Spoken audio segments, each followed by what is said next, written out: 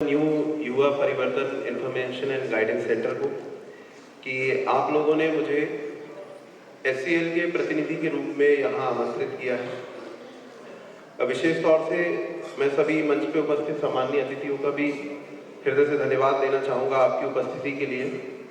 और शोएब मेरे स्कूल के मित्र हैं, यहाँ बहुत दिनों बाद उनसे मिलकर अच्छा लगा।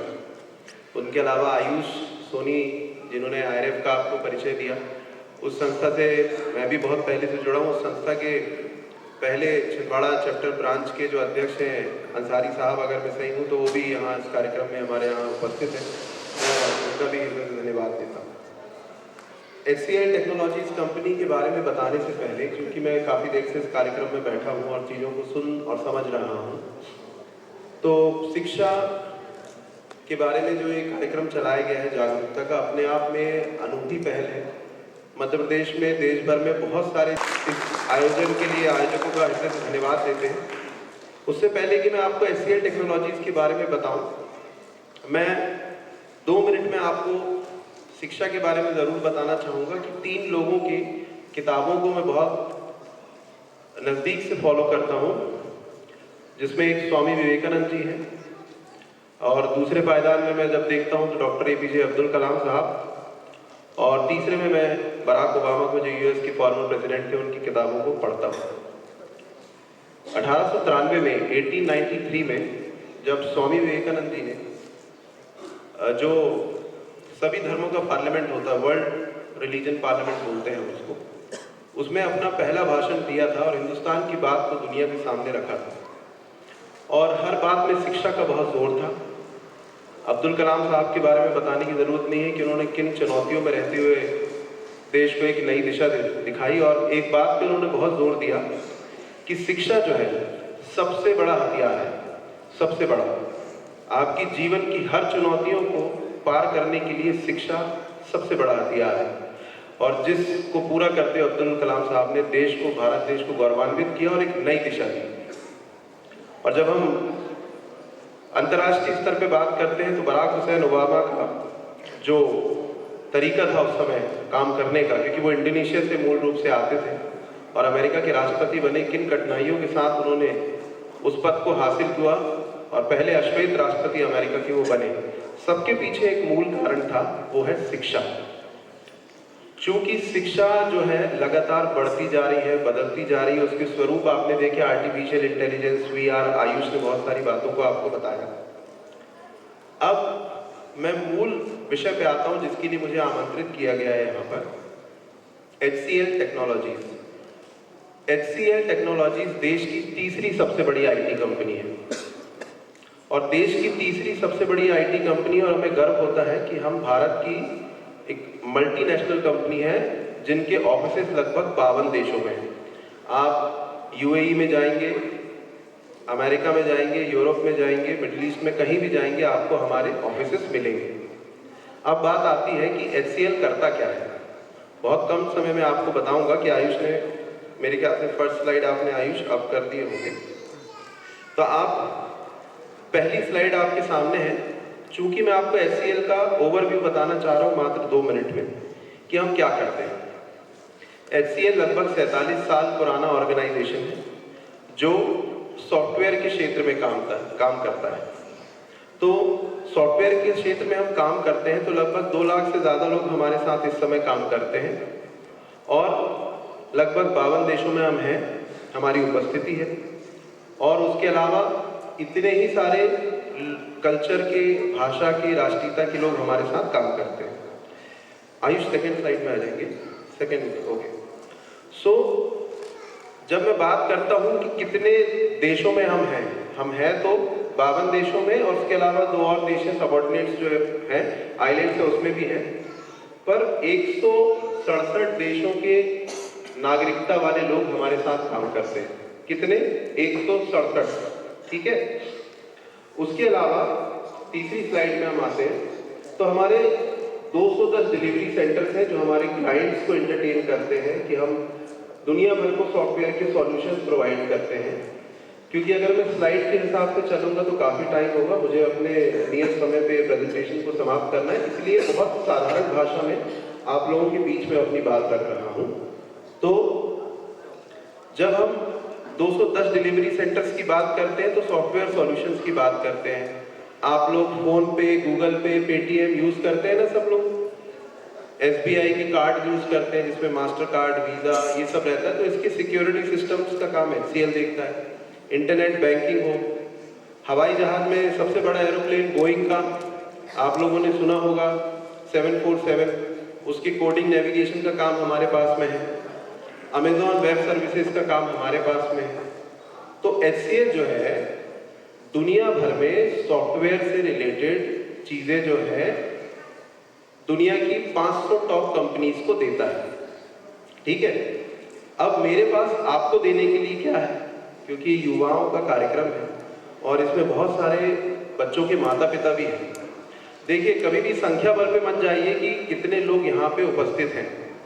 आप हर एक में वो क्षमता है कि जब आप इस कार्यक्रम स्थल से बाहर निकलेंगे तो आप कम से कम 100 लोगों को ये बात बताएंगे जो मैं आपको बताने जा रहा हूँ। ठीक है, तो HCL एक अपना एक टेक कार्यक्रम चलाता है। आयुष नेक्स्ट स्लाइड पे आ जाएंगे।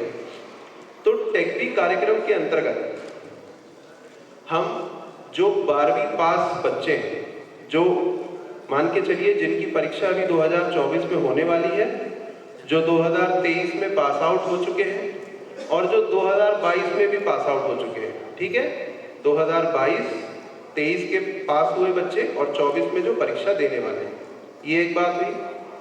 विषय क्या होगा? गणित विषय होना चाहिए। आपका विषय जो है गणित विषय होना चाहिए 12वीं में। ठीक है, उसके अलावा क्या है एक क्राइटेरिया कि आपके मिनिमम प्रतिशत, न्यूनतम प्रतिशत होना चाहिए 65% कितने परसेंट? 65, 12th क्लास में। ठीक है, और गणित विषय में आपके होना चाहिए 60 नंबर, गणित विषय में 60। तो मेरे ख्याल से यहाँ तक सभी को क्लियर होगा। 2022, 23 के पास आउट और 24 में परीक्षा देने वाले बच्चे, ये 3 सालों के, सिर्फ इन्हीं 3 सालों के बच्चों को हम मौका देते हैं। 65% 12वीं में और 60 अंक गणित में। इसके लिए क्या करना होगा? एक छोटी सी परीक्षा होती है 50 मिनट की, जो सोनी कंप्यूटर एजुकेशन छिंदवाड़ा में होती है। या तो आपके दोस्त, रिश्तेदार, भाई बहन कहीं भी रहते हो देश भर में, हमारी परीक्षाएं हर जगह होती हैं जो निःशुल्क है। परीक्षा 50 मिनट की होगी। अगर आप उसको पास कर लेते हैं तो आपका एक इंटरव्यू होगा। अगर आप इंटरव्यू को भी पास कर लेते हैं तो फिर आपका सफर चालू होगा HCL कंपनी के साथ। अब वो सफर क्या होगा उसके बारे में हम अब बड़े संक्षिप्त में बात करेंगे कि सफर क्या होगा। तो जैसे आप हमारी ये रजिस्ट्रेशन करते हैं, परीक्षा देते हैं, इंटरव्यू देते हैं, पास हो जाते हैं निःशुल्क, कुछ भी इसमें अभी फिलहाल फीस नहीं है अभी तक। अब जैसे ही आप अपने माता पिता से अनुमति लेते हैं कि हाँ हम तैयार हैं इस कोर्स को करने के लिए, ये एक्चुअल में है क्या? इसको हम अंग्रेजी भाषा में कहते हैं वर्क इंटीग्रेटेड लर्निंग प्रोग्राम, मतलब पढ़ाई के साथ नौकरी भी। तो जितने माता पिता यहाँ बैठे हैं, बहुत सौ की चिंता इसमें कम कैसे हो जाती है मैं आगे बताऊंगा। 12वीं के बाद ही नौकरी और पढ़ाई दोनों आपकी साथ साथ चलेंगी। पार्शियली स्पॉन्सर्ड करेगा HCL। ठीक है, कैसे करेगा? हम टैलेंट सर्च करना चाहते हैं। टैलेंट, बहुत सारे इंजीनियरिंग कॉलेज हैं देश भर में, बहुत सारे अच्छे अच्छे कॉलेज हैं देश भर में। अगर आप छोटे से छोटे प्राइवेट कॉलेज में भी एडमिशन लेते हैं तो उसकी फीस लगभग 6 लाख से 10 लाख रुपए के बीच में होगी। रहने खाने समेत अगर हम 4 साल जोड़े इंजीनियरिंग करने में, 10 लाख आपके खर्च होंगे। गवर्नमेंट में चले गए उसके बाद भी 3 से 4 लाख खर्च होंगे रहने खाने में। स्कॉलरशिप भी मिलती है, बहुत सारी चीजें हैं। परंतु बड़ा प्रश्न है, बात पैसों की नहीं है। क्या कहीं टैलेंट जो होनहार बच्चा है वो पीछे छूट रहा है पैसों के कारण, या पैसे होते हुए भी टैलेंट जिसको प्लेटफॉर्म मिलना चाहिए नहीं मिल पा रहा है? तो हमारी कंपनी ने निर्णय लिया कि हम 12वीं पास गणित विषय वाले बच्चों को मौका देंगे जो हमारी परीक्षा को निकालेंगे। ठीक है, परीक्षा निकाल लिए, इंटरव्यू हो गया। उसके बाद क्या होगा? 1 साल की आपकी ट्रेनिंग होगी, 1 साल की, जो 2 भागों में है। 6 महीने ऑनलाइन होगी और 6 महीने हमारे ऑफिस से होगी। तो पहले 6 महीने आप अपनी घर से ट्रेनिंग लेंगे और दूसरे 6 महीने आप हमारे ऑफिस जाएंगे। तो जब आप हमारे ऑफिस जाएंगे, फिर आपको घर से पैसे लेना ना पड़े, इसके लिए हमारी कंपनी आपको क्या करेगी, 10,000 रुपये प्रति माह आपके बच्चों को स्टाइपेंड देगी उनके रहने और खाने की व्यवस्था के लिए, कि वो वहाँ रहें और वो चीज़ों को सीखें। तो ये ट्रेनिंग 2 भागों में है। पहला 6 मंथ क्या है, CRT जिसको हम बोलते हैं क्लासरूम ट्रेनिंग सेशन। दूसरा भाग है OJT जिसको हम बोलते हैं on the job training session. On the job training session में HCL के बहुत अच्छे अच्छे कैंपसेस हैं। जब आप वहाँ जाएंगे ना हमारे कैंपसेस में, आगे हम आपको दिखाएंगे, तो वो आपको मौका मिलेगा। 1 साल की ट्रेनिंग होगी, लगातार इसके अंदर असेसमेंट्स होंगे, परीक्षाएं होंगी, बहुत कुछ होगा। 1 साल के बाद हम देखेंगे कि आप किस में अच्छा कर रहे हैं, मतलब कौन से विभाग में अच्छा कर रहे हैं। मैं हमेशा एक बात कहता हूँ, मेरी इच्छा थी कलेक्टर बनने की। शोएब भाई यहाँ बैठे हुए, उसकी क्लासेस काफ़ी समय से वो देते आ रहे हैं युवाओं को। तो कलेक्टर बनने के लिए कौन सी परीक्षा निकालना पड़ता है, कोई बताएगा? UPSC। तो मेरा UPSC तो नहीं निकल पाया, तो मैं कलेक्टर कैसे बन पाता? सेम चीज आज प्राइवेट कंपनीज में भी यही है। अगर आपको काम आता है तो ही आपको वो मौका मिलेगा, तो ही वो आपको पोजीशन मिलेगी, चाहे आपकी कितनी ही बड़ी डिग्री क्यों ना हो, आप बड़े से बड़े कॉलेज से पढ़ के क्यों ना आए। तो हम आपको अभी से आने वाले 10-20 सालों के लिए तैयार करते हैं कि आप लोग जो छोटे बच्चे हैं वो समझें कि ये 1 साल की ट्रेनिंग इतनी ज़बरदस्त तरीके से होती है, आपको सब कुछ सिखाया जाता है और केवल सॉफ्टवेयर। और इसमें जब 1 साल हो जाते हैं, 1 साल हो जाने के बाद, क्योंकि इस समय तो आपकी पढ़ाई सिर्फ किससे संबंधित चल रही है, सॉफ्टवेयर से। माता पिता का सबसे बड़ा उद्देश्य क्या होता है कि हमारे बच्चों की पढ़ाई हमारी प्राथमिकता है, उनको पढ़ाना है। वो सब कुछ छोड़ के अपनी चीजें लगा के पढ़ाई में देते हैं। तो देश के सर्वश्रेष्ठ संस्थानों से HCL कंपनी का टाई अप है। आपकी पढ़ाई कहाँ से होगी? सबसे पहला संस्थान है Birla institute of technology and sciences, उसको हम बोलते हैं बिट्स पिलानी, जो कि अपने आप में देश में बहुत बड़ा नाम है। जो मैथ साइंस के बच्चे हैं, जो इंजीनियरिंग के छात्र हैं, वो अच्छे से इस इंस्टीट्यूट को जानते हैं। दूसरा इंस्टीट्यूट है Indian institute of technology IIT Guwahati. तीसरा इंस्टीट्यूट है Indian institute of management IIM Nagpur. चौथा इंस्टीट्यूट है अमेठी यूनिवर्सिटी नोएडा। पांचवा इंस्टीट्यूट है IIIT कोट्यम। तो जो मैं आपको नाम बता रहा हूँ ना, ये सभी नाम राष्ट्रीय महत्व के संस्थानों के नाम हैं, जो भारत सरकार से अप्रूव्ड डिग्री कराते हैं। ये ग्रेजुएशन की डिग्री होगी, BSc in artificial in intelligence की डिग्री होगी, BTech और BE नहीं होगी। परंतु इसमें एक बहुत अच्छी बात है, अगर आप बिट्स पिलानी से या IIT गुवाहाटी से ग्रेजुएशन का कोर्स HCL के साथ रहते हुए करते हैं, तो आप डायरेक्टली MTech कर सकते हैं, मास्टर इन टेक्नोलॉजी। और वो भी कैसे कर सकते हैं? उसकी जो पार्शियल फीस है वो HCL देता है, मतलब स्कॉलरशिप नहीं, स्पॉन्सरशिप देता है पार्शियल। एक एग्जांपल देता हूँ, 2,40,000 अगर फीस है तो 1,40,000 HCL दे देगा और बाकी आप थोड़ा थोड़ा करके अपनी तनख्वाह में से दे सकते हैं। इसमें माता पिता से कोई शुल्क लेने की आवश्यकता नहीं होती है, ठीक है। तो ये होगी 1 साल की पढ़ाई की बात और आपकी 4 साल की डिग्री। तो अब आप पूछोगे कि पढ़ाई और नौकरी दोनों साथ साथ कैसे चलेगी? तो वह ऐसे चलेगी कि HCL 5 दिन काम करता है हफ्ते में, मंडे से फ्राइडे। तो सोमवार से आप मान के चलिए मंडे टू थर्सडे आप अपनी जॉब जो करेंगे, उसके अलावा फ्राइडे और सैटरडे आपकी क्लासेस रहेंगी। और आपको उसी संस्था में जिस कैंपस में, मान के चलिए आप नागपुर में पोस्टेड है, तो नागपुर में ही क्लासरूम में आपकी क्लास होगी और वीकेंड क्लासेस होंगी, और जिसका कि प्रैक्टिकल आप अपनी जॉब में करोगे। तो देश के सर्वश्रेष्ठ संस्थानों से पढ़े हुए बच्चे आपके साथ काम करेंगे। आयुष नेक्स्ट स्लाइड पे जाएंगे। तो इसमें जो आपके पास जॉब रोल्स हैं, चाहे वो एप्लीकेशन डेवलपमेंट हो, सॉफ्टवेयर डेवलपर हो, कोई छोटी पोस्ट नहीं मिलेगी। आप अपने दिमाग से निकाल दीजिए कि 12वीं पास है और पढ़ाई कर रहे हैं तो हमें पोस्ट नहीं मिलेगी। हमारे यहाँ पोस्ट उनको दी जाती है जिनके पास टैलेंट है, उनको नहीं जिनके पास डिग्री है।